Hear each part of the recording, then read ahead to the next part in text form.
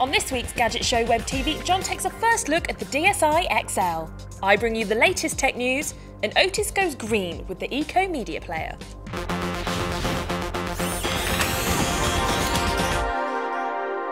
Hello and welcome to this week's Web TV. Now, it might not be available until March, but John's managed to get his hands on the brand new Nintendo DSi XL, and he's been testing it to see if it's worth upgrading for those few extra inches.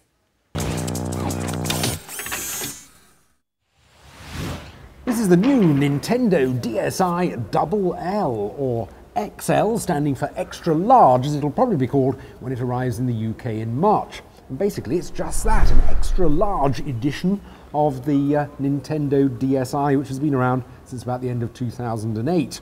It's an extra 2 centimetres wide, it's extra 2 centimetres long, and inside the screens are an extra inch across at 4.25 inches. Overall, it's about 100 grams heavier. Other than that, the differences are quite slight. You get a better angle of view on the LCD so that more than one person can play at once.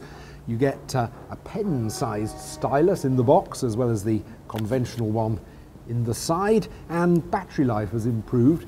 It's back to old DS Lite levels at claimed 10 hours or so for play at average brightness settings. The actual resolution of the screens has stayed the same, and the controls are exactly the same size as on a normal DSi, which I think will disappoint some people. Also, the cameras, the two of them, are no better in terms of quality, and it plays exactly the same range of games as the DSi. Even the menus are the same, so I can still find my way around easily, although this is the Japanese market model. So, is the extra size worthwhile? Well, I've tried it on a variety of games, from wordplay and brain training type games through to Mario Brothers and The Sims, and I can't say it's much of a transformation.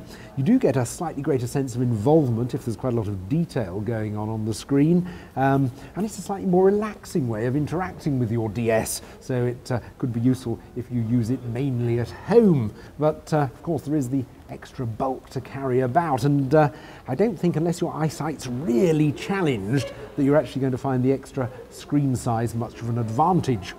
The main negative is the extra cost. It looks like it's going to be around £30 more expensive than a normal DSi when it appears on the UK market. And I don't think it provides 30 quid's worth of extra satisfaction.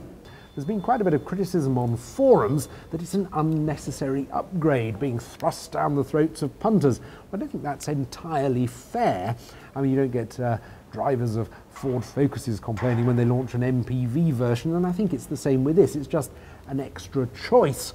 I think there's slightly more substance in the criticism that Nintendo should have other development priorities. I mean, the DS has been around now for about 5 years. Arguably, they should be coming up with something completely new. As it is, though, it is a worthwhile addition to the range. It's just I don't think it's going to be a particularly big seller. Right, news time now, and hot off the heels of their 3D announcement, Sky has now just launched their 1TB Sky Plus HD box, giving HD users a huge boost of memory to record endless hours of TV. The new box includes a full terabyte's worth of storage, finally big enough to cope with the demanding file sizes of HD and the upcoming 3D technology, which also won't help with the file size situation. And the increased capacity will also be utilised into Sky's Anytime functionality, giving you much more on-demand services to watch, making Anytime very similar to BT's current TV service, BT Vision. The Sky Plus HD 1TB box is available for £249, bringing you 4 times the capacity of the old HD box, giving you a much better chance of storing as many of the 3D movies upon their release as you like, and the latest series of Lost in high definition, without having to delete it all every week to make space for your next TV fix. For the past year now, GTA 360 owners have been enjoying all the extra content from Grand Theft Auto 4, including The Lost and the Damned and The Ballad of Gay Tony, leaving PS3 and PC owners out in the cold.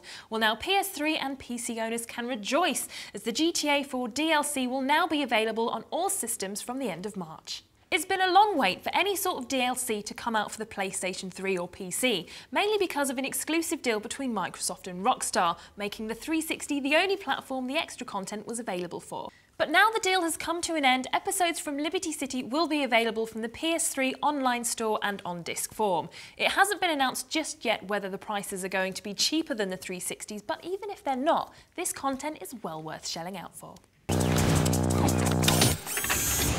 Right, we all get really annoyed when the juice runs out of our mobile phones or MP3 players, and it normally happens during your favourite track or that all-important phone call.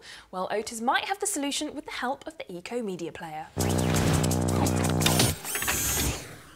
Okay, lend me your ears for a moment. I'm going to attempt to sell this to you. Yes, I know it's ugly, it's very blocky, it's quite hideous actually, but what it does should astound and amaze you. It's a media player, okay? It's got 4 gig of internal memory, so you can listen to lots of tunes on here or carry them around with you. And it's also got a 2-inch LCD screen that you can watch movie content on. Not only that, it has an SD slot so you can extend the memory, a USB socket, a built-in speaker, and of course you can plug your headphones in as well. On top of that, it's also got, look, a built-in torch. Okay, I can see that you're not yet convinced. How about 55 hours of playback?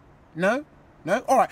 Imagine you are sunning yourself in the middle of the desert, for want of a better location. You've been away for the weekend and you've run out of juice. No more music. I can't watch any more of my TV programs. But yes, you can. You simply pull out the crank and go like this. Is he having a wind up? No, I'm not. I am actually supplying power. 1 minute of this gives you 45 minutes of playback on this bad boy. Not only that, you can even charge your phones using this. Come on. It's not bad.